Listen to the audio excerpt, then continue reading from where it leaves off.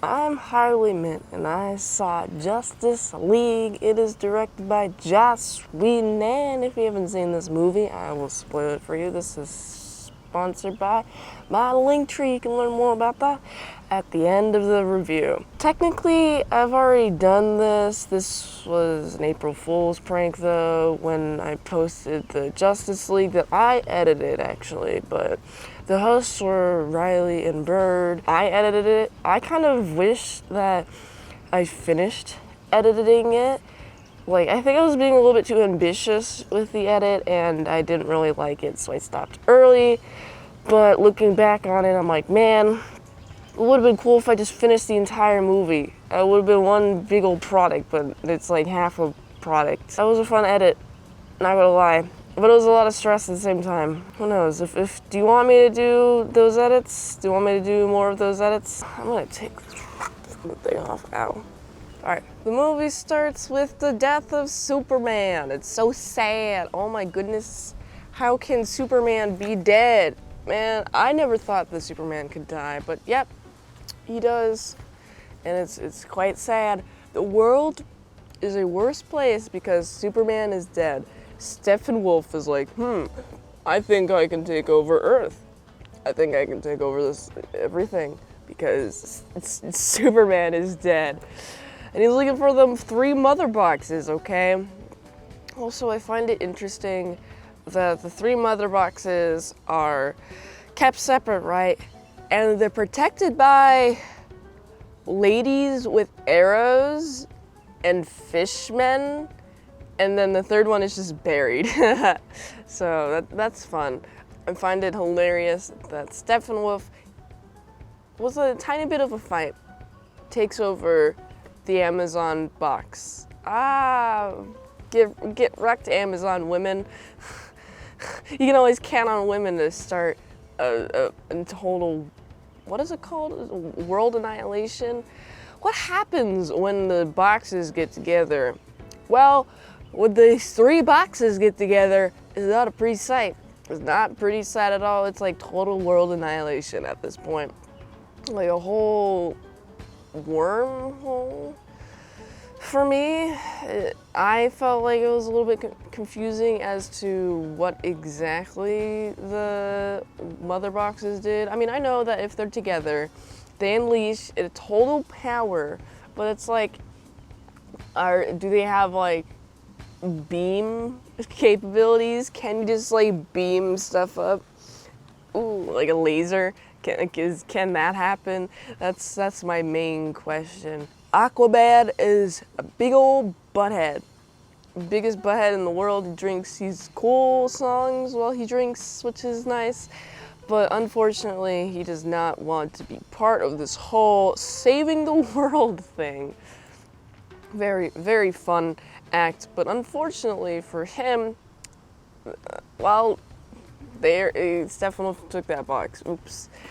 And now he has to fight for Earth's safety because you know what's here on Earth? The Atlanteans.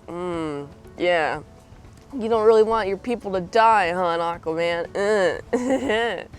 Also, I find it fun that there's a slow introduction to all these characters, and with the slow introduction comes some character moments, and honestly, there's a good few character moments, like with all the people, but especially when it comes to Barry Allen. So Barry Allen is pretty cool. I like how he's basically just autistic. He's just an autistic fellow, and I like Barry Allen. He's eats food a lot. He's my literally me character. He just keeps on eating food. You'll find out nice that he eats food all the time so he doesn't get fat. I don't think it's possible for him to get fast. He just goes fast. He's like Sonic, for real. But like, if Sonic was red instead of blue, you know, that's cool. You know, I like him. I like his powers. I like his interactions with the team. He just seems so interested in the Batcave when he enters it, that he just does a little fast tour, his own fast tour, to find out every nook and cranny of this place. And it's fun having his powers aid in battles. Also, Cyborg is interesting because it's like, he feels like an abomination to humanity, which he is, but it's alright. Everything's an abomination to humanity, Cyborg. You just don't understand it yet. Like, for example, I don't know, children are an abomination to humanity. I hate children so much. I wish they would just all die and not bother me ever. But unfortunately, well, I guess I don't really deal with children that much, so I am lucky in that regard. But if I ever have to deal with a child, I'm just like, please go away. Abomination to humanity over here. Cyborg is a very useful abomination to humanity, though. I like how Cyborg is half machine, he's still trying to learn himself, and I like how Wonder Woman is very strong. She doesn't want to be the leader. It seems like all good leaders hesitate to be a leader, because it's like, I don't want to be responsible for people dying, but it's like, you're the only one who has like experience with this. Wonder Woman, yeah, you gotta take leads sometime. And she does, which is nice. And I like how there's a big old battle. Well, when I say big old battle, there's a few big old battles. One is there's like 3 people in the Justice League, and then there's like more people added to the Justice League because the boxes get stolen. And then Steppenwolf gets all of them boxes, not before Superman is resurrected, mind you. And Superman, when he's resurrected from the dead, is very deadly. Ha, get it? Because he was just dead. Jokes. Alright, anyway, so Superman, being resurrected from the dead, is like, yo, why'd you wake me up? I was having a nice restful sleep and death. You know, having a nice little chill time, not being alive, not having to worry about protecting the Earth. But they find a way to resurrect him using the mother box, and it's a cool sequence, seeing him being resurrected. But it's not a cool sequence seeing him try to destroy everything when Cyborg's defense system goes off. Has he been shown to have this defense system before that's just automatic and not on his person? I guess he can't really control it that well, so that's why it happened. But like, I'm not like a biggest fan of this part, and it's like, yeah, of course, because you can't control your defense systems is why we have this big old fight with 1 cop in the area, but this is New York. Why is there only 1 cop here? But anyway, who cares? I find it just hilarious that it takes a lot to have Superman just be chill. And Superman's like, alright, fine, I'll work with you guys. I can't believe you guys had let me sleep for so long and didn't wake me up, you know? Or I feel like he finally chills out when he sees Lois Lane in the Kent farm, which is cute, I guess. And then they go to kicking butt. They do the kicking butt of the kicking butt in the Red Realm. And I noticed at the beginning of the movie, I know that the beginning of the movie is like kind of a Zack Snyder directing, and then like midway through the movie, he stops directing it, so Joss Whedon took over the rest of it. And so I feel like the parts where Joss Whedon is in charge, like it's super bright, versus like where the parts where Zack Snyder is in charge, that it's like, oh, it's all dark and gloomy.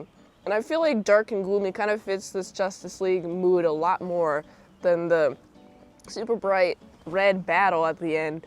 We're going to this hellscape that Steppenwolf is in. Oh, we defeated Steppenwolf. Whoa, we did it. Wow, they defeated him. Who knew? They all have a nice little time, and they're deemed heroes. Woo, yeah, woo, yeah, woo, yeah, woo, yeah, woo, yeah. All right, yeah. Justice League was fine. You know, I remember when Justice League first came out, there was a bunch of people being like, oh, Justice League sucks. And, you know, now that I watched it recently, separate from all of those opinions, it's fine. It's a fine movie. It's fun. There's a lot of moments where it's like, okay, yeah, that makes sense.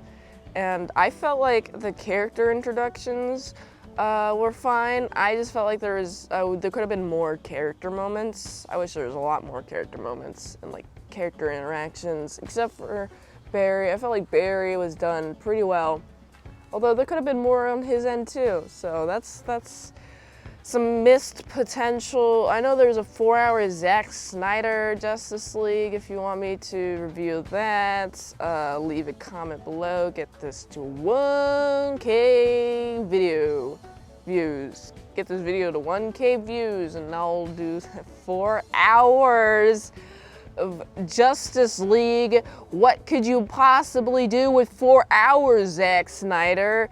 Like, seriously, even Tarantino doesn't have his extended cut of The Hateful Eight in 4 hours. It's like 4 40-minute parts. Like, seriously? You want me to watch 4 hours of your movie? Is it really that good, Zack Snyder? Are you sure? I don't know. I complain about movies being too long once they hit the 2.5-hour mark. And 4 hours seems like a chore. Might have to be some sort of special circumstance, like hitting 1K views on this video. Share the video with everyone you know if you want me to torture myself for 4 hours. Alright, anyway, this movie, fine and fun, is what I would describe it as. Batman is cool. He's cool. I like him. Ben Affleck is Batman. Big fun. I liked Wonder Woman saving people. That's cute. Aquaman, his change of heart is nice. It was nice and welcome and refreshing. So I gotta give this movie a solid 7 out of 10. If you like this review, watch another one YouTube really likes that. You can also like, comment, subscribe, share this video with everyone you know. The ultimate goal of this channel is for me to become an expert movie reviewer, so if I haven't reviewed on the channel, there's a chance I haven't even seen it at all. If you'd like to request a movie in the comments below, you can do that, or you can fast track a movie review at patreon.com/ASEPresents. $20 a month for one movie review per 1 month. You can go to do that at patreon.com/ASEPresents. And if you like to help support the daily grindiness of all these daily movie reviews, you can go to this link tree to find the way that you can help support the daily grind of all these daily movie reviews. So you can go here. And until next time, I'm mint salad. I'll see you later, my salad croutons and bacon bits.